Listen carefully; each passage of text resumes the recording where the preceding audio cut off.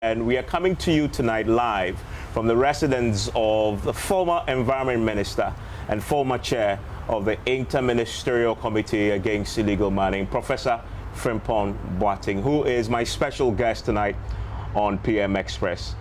Thank you very much, sir, for your time here on PM Express. Thank you for having me on your program. And when I walked in, I was telling you, as a young kid, I've always looked forward to interviewing you, and so grateful to host us in your very fantastic house, and the hospitality has been great. Thank you very much. I'm delighted to have you here in our humble abode. Indeed, it's humble indeed, and thank you for hosting us. Let's start with what has been reported today. Are you under arrest? I don't know the legal definition. Maybe yes, but maybe not. I'm on bail. So the background is that I think on the 13th or 14th of May, I received a letter from the special prosecutor to appear before him. I should report at 10 a.m. on the 16th of May, which I did.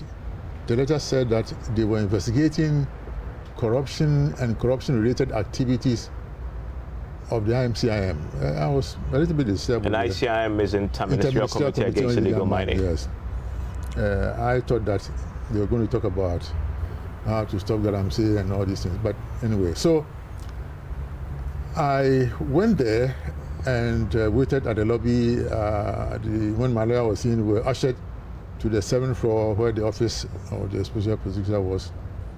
I was ushered into a room, given a seat, and next to me on my right were my lawyers, and opposite me was the senior or the principal investigator, I think that was the title, and some officers from that office. So as soon as I sat down, the chief investigator walked over to me, put his left hand on my shoulder and said, "You are under arrest."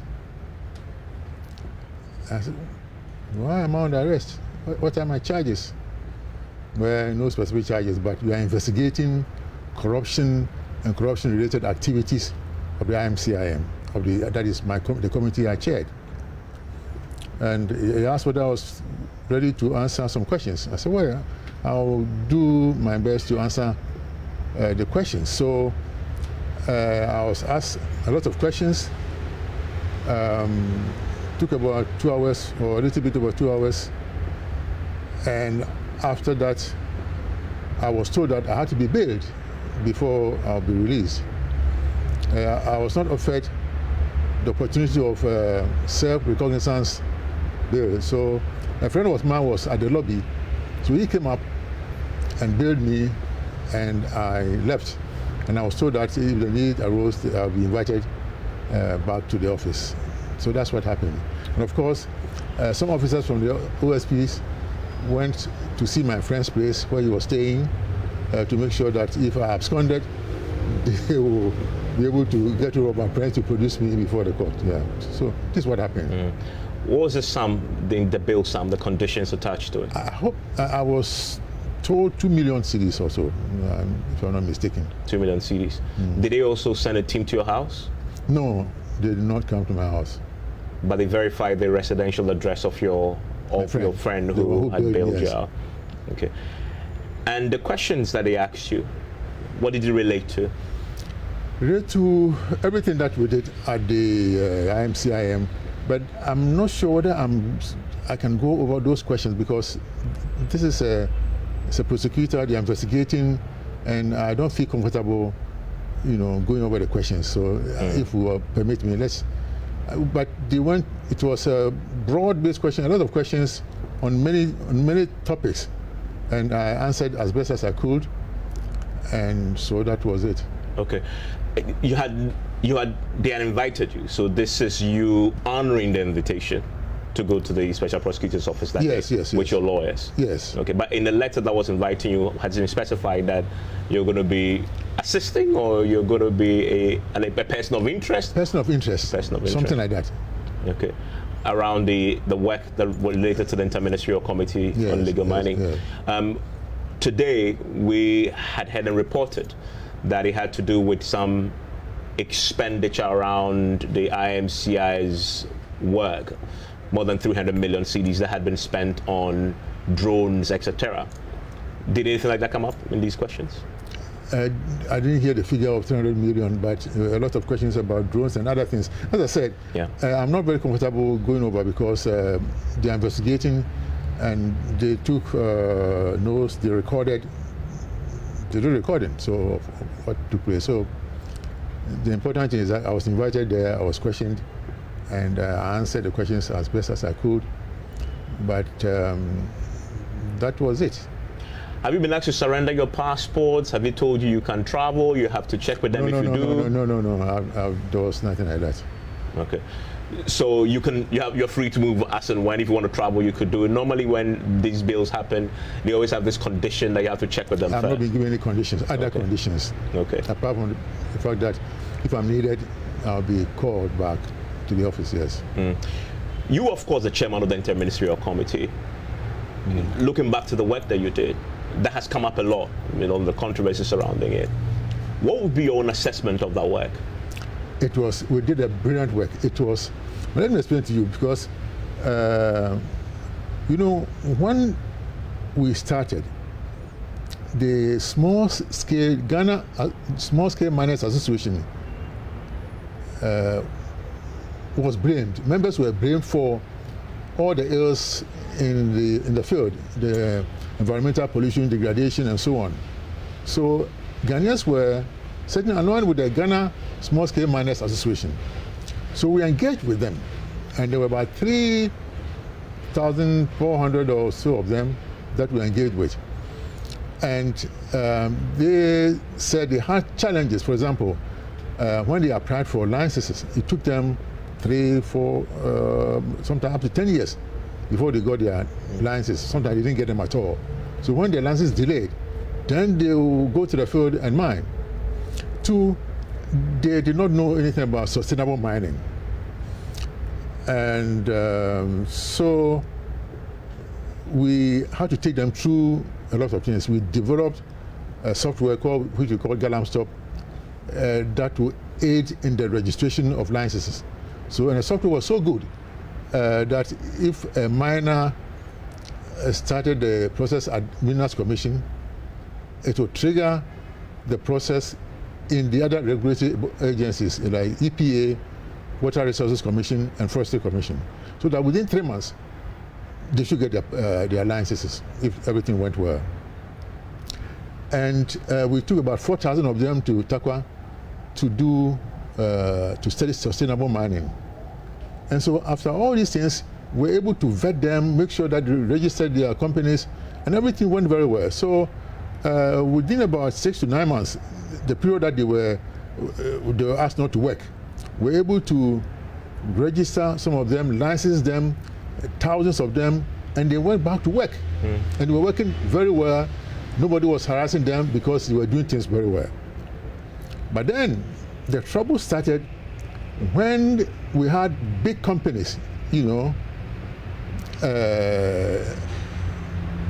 were sponsored by big people who were not members of the Small Scale Miners Association, and they were in the field doing whatever they want, and that was a problem. And also when the Forestry Commission started giving out licenses for people to enter forest reserves, 47 forest reserves were entered and people were mining. You see, a forestry entry permit does not permit you to mine. Just go there and see, start prospecting, So we had these companies, and that is how we started getting into trouble when the forests were entered into the rivers. People were working on the water bodies. Even there, we worked with the Small Scale Miners Association. They had a task force. We were able to displace all the people working in the water bodies, those who were polluting the water bodies. So when we came there, we took away all the equipment and carried them away. We were not burning them on the water bodies. So each set of equipment will cost about 25 to 30,000 cedis. So if we took everything away, it was a lot of money that they lost. So, but then if you go and burn the things, the chamfans sitting on the floating platforms, you are not done anything, because the next day they can bring other machines. But if we take the floating platforms themselves away, then you'll be successful. This is what we did. And so it was very, very successful. But unknown to me, there were people behind big companies and, started agitating. I didn't know.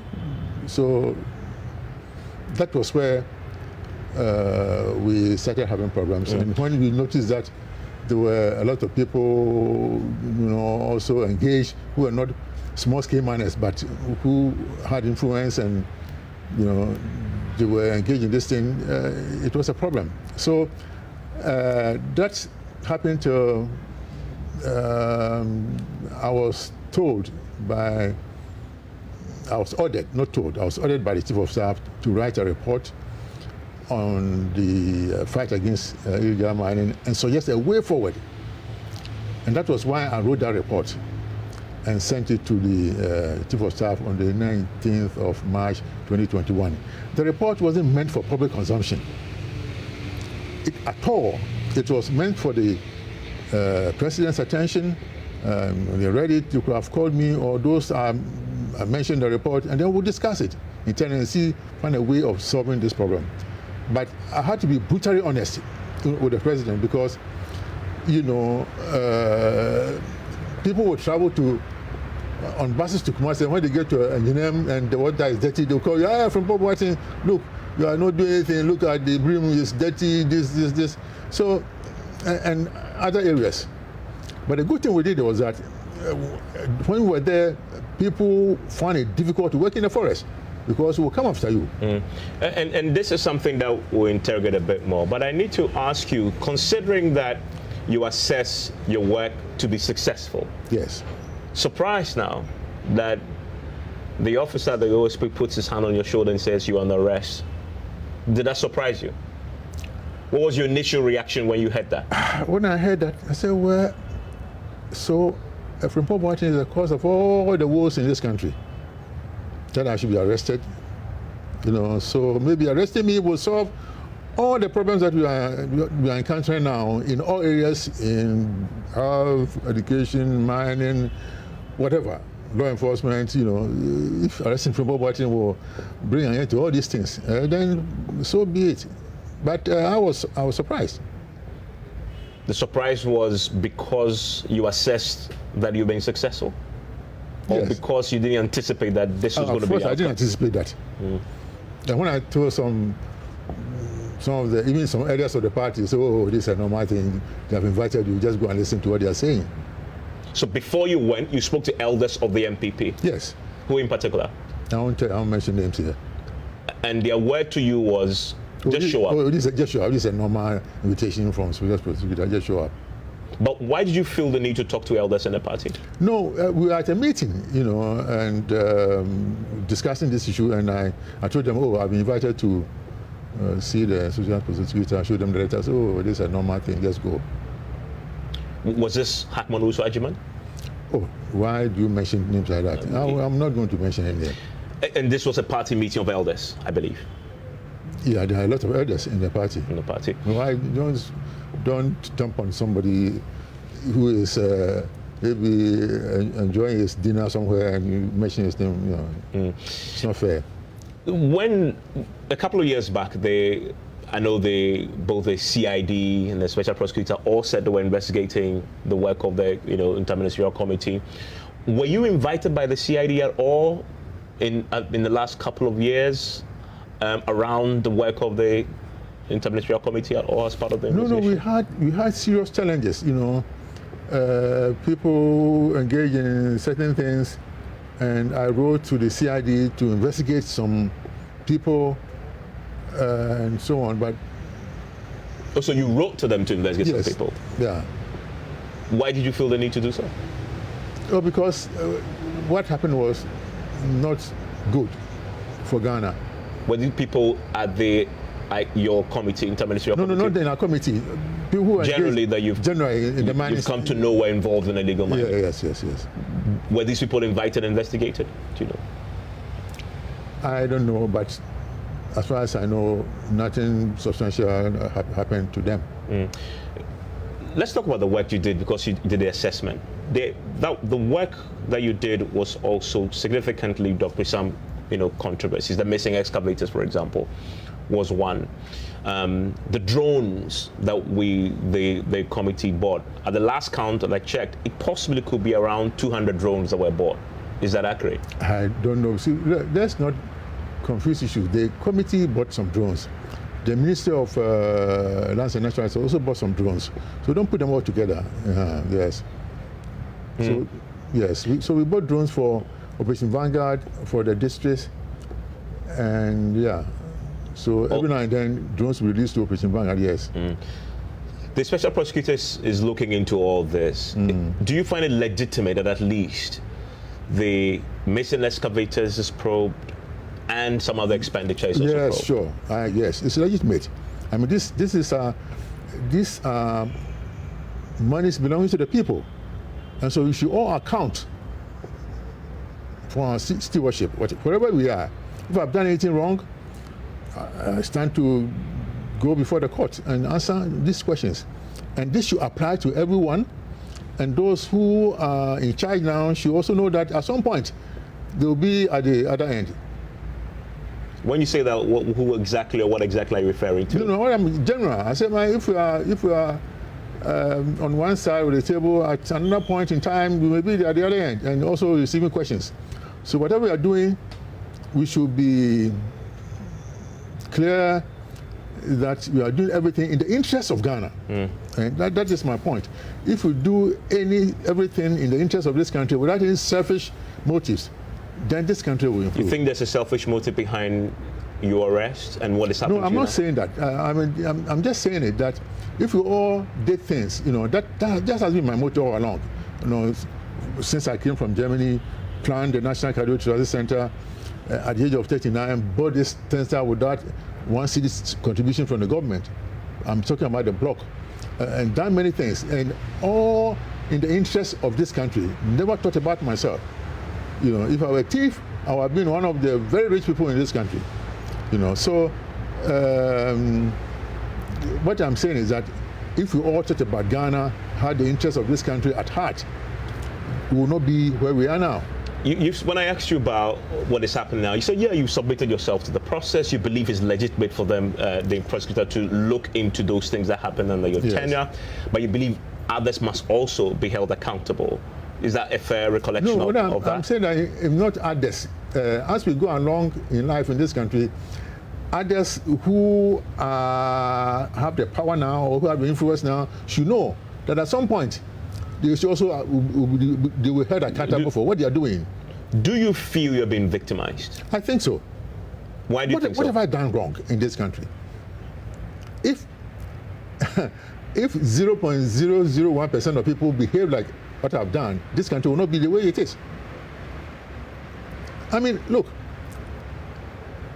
I built a whole hospital, trained people, Ghanaians, heart surgeons, trained people from Nigeria, Ethiopia, changed Kolebu. After Gordgesberg and Nkrumah, Frimpong Boateng was the person who added structures and systems to Kolebu, with internally generated funds, not money from the government. I changed the way Ghana Red Cross functioned. As chairman of the PRIC, I did a lot for this country. And as minister, I introduced a lot of things. If I pursue them, we have made a lot of change in this country. The things that I initiated when I was minister, most of them have been abandoned. So what I'm saying is that I'm not perfect, but in all my life, throughout my life, I have always thought about Ghana, the poor people. I know where I'm coming from. If there were people in this country, or there was someone in life who did not have any chance to succeed, I would be one of them. But by God's grace, I'm here, and I know that I came to this world with nothing, and I'll leave with nothing. So whilst we are here, let's do God's work, to care for the last, the least, and the lost, the poor people here. Let's work for them, And when people get power and, they think they can do whatever they like, I think it's very sad. We should really think about the state of this country, the poverty that we are going through, and then make sure that we care for poor people. Recently, talking about your tenure as a chair of the interministerial committee, it has been said, and we've talked about the missing excavators and others, that because you are ultimately the head of the institution, you take ultimate responsibility for what has happened, which is exactly why state institutions must do their job in interrogating and holding you accountable. You've rightly said that this is a legitimate exercise to look into them. I want to reconcile that with your view that you've been victimized. Because if they're doing legitimate work, can it be victimization? No, you see, you are sued by somebody, you receive the writ or the writ of summons one day, and 2 days later the special prosecutor also sends an invitation to you, and then if you look at the sequence of things, you'll be a fool not to think that they are not related. I don't want to go into those things, but in the end, let's think about what we all have done to move this nation forward with our own, not with state resources or not with the people's money, but what we have conceptualized and brought into being to move Ghana forward, And then we'll see who loves this country and who doesn't love this country. Let me put to you a few of the things that have been said since the publication and even before then. You've been accused of also being complicit in the illegal mining trade whilst you were the boss. I'm pretty sure you've had that accusation against you. Were you ever complicit in that? Listen, this was a subject of investigation by CHRAJ for 4 years. So from 2019 to March this year, myself and my son were under investigations, and the report is there. We haven't done anything wrong, and that is neither here nor there. Missing excavators, everybody knows that I had not taken the excavator, but the figure was put out there by a journalist. There was an interview and he said, when Amawus was leaving, he left 1,200 excavators. So somebody brought out that figure, and then they target on you, and it is not true. So how many excavators were missing then? Let me explain to you. See, when we started the work, Operation Vanguard was in charge of impounding the excavators and pulling them to a central area. But then when we go to the bush, the excavators are in the bush, they are not in town. They immobilize the excavators by removing the control board. And so maybe a day or a night, they'll be able to remove about 15, 20 excavators, the control boards, and report that they have removed the control boards. A few of them, they may be able to transport to either the police station or the disassembly where they are. But then when you leave, the owners of the excavators will bring other control boards, put them in, and then take them away. So at some point, we were told that about 750 excavators had been impounded. So we took a team around. 750 excavators, yes, were told. They were told. It might have been true that over the period they immobilized 750 of them. But when we went around, visited the mining areas, the disassemblies, and the police stations, we saw a little over just about 200 excavators that we saw. And these were all then carted to Accra. But because those days we did not have any low loader to carry the excavators, because that's crucial when you want to transport the excavators. Yeah, so that's what happened. So 200 excavators is what you carted to Accra? Yeah. Okay. And most of them are there now. If you go to identify. So are you saying none of those excavators got missing? Some got missing. How many? I don't know, but we found out that some people were selling excavators, and it's also part of the report. I don't want to go into the details now. If you read the report, I don't know. My report is to the chief of staff. Yes, if you get a copy, you can see those people I mentioned as having taken excavators, sold them, and so on. You've mentioned that yourself and your son have been on investigations by CHRAJ. Yes. And you said this had concluded in March this year. I can give you a copy of that. After this interview, I'll give you a copy of the report. What did the report say about you and your son? We have not done anything wrong. So, like I said, I'll give you a copy. And so maybe you can read through it and report when you have the time. But now take it from me that we had been investigated for 4 years. You appeared before CHRAJ many times? Yes. With your son? Yes. And they went to all the places that people were saying, and they did not see any wrongdoing there. So for 4 years we investigated, you and your son together? Yes. Because of the allegation that you were both complicit in illegal mining? Yes. And just concluded in March this year? Yes. And you were given a copy, and I have a copy, I'll give it to you. And CHRAJ cleared you explicitly? Yes. But then we also saw a video that was recorded. I'm pretty sure you saw this, in which a few years back, in the heat of the Galamsey fight, secretly recorded and released, and I think you may have even responded to it, which painted a picture of complicity. I'm pretty sure you remember that. Yeah, I remember that. But you know what happened? Tell me.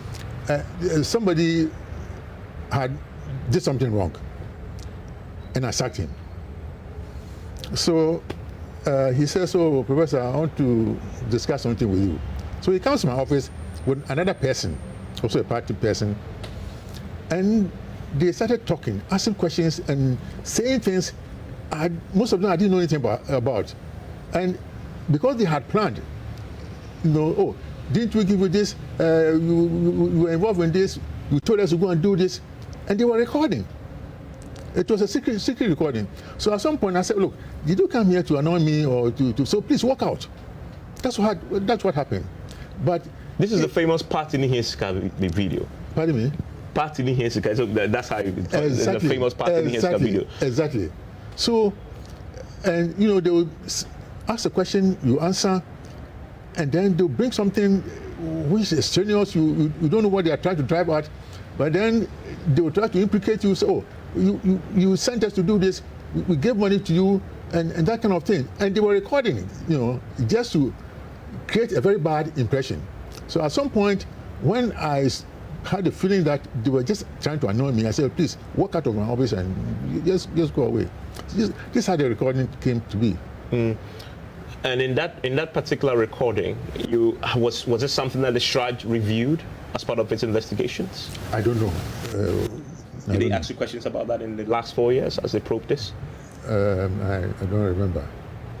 But they might, yeah. Recently, the Chief Executive Officer of the Minerals Commission had said that whilst you were the chair, you assumed yourself powers you do not have, including giving licenses to people to go and mine. It's not true. How? How can we give licenses? Did you ever give authority to any the committee had the power to do that, because it wasn't me. See, the committee was made up of representatives from Minerals Commission, EPA, Water Resources Commission, Forestry Commission, Ministry of Lands and Natural Resources, Ministry of Water Resources, Ministry of Interior, Defense, 10 ministries. So we formed the committee, and we were supposed to regularize the small-scale mining. So at some point, when we're taking the miners through all the process, they are vetted and they are given the permission or the license to go and mine sustainably. So that's what the committee did. And so if the Minerals Commission chair is saying that, then he doesn't know what he's talking about. But the Minerals Commission is the sole legislative body No, with the power to give licenses. If they could do their work well, would not have the committee would not have been created. So the Minerals Commission was part of the committee. So if they say we didn't have the power, then he doesn't have the power to do that. It wasn't me. It was a committee. But that's an ad hoc committee. It's an interministerial committee. Yes. So we were supposed to do that, regularize things, and then back off. But not to give licenses for people to go and mine. We don't. Licenses is what kind of license? See, permit so that they could mine sustainably. That's why we took them through to help them get their licenses, which are issued by Minerals Commission, because we don't. To get the mining license, you need permit from Minerals Commission separately, EPA, Water Resources Commission, Forestry Commission. And the committee does not interfere in those things. When those things come together, and then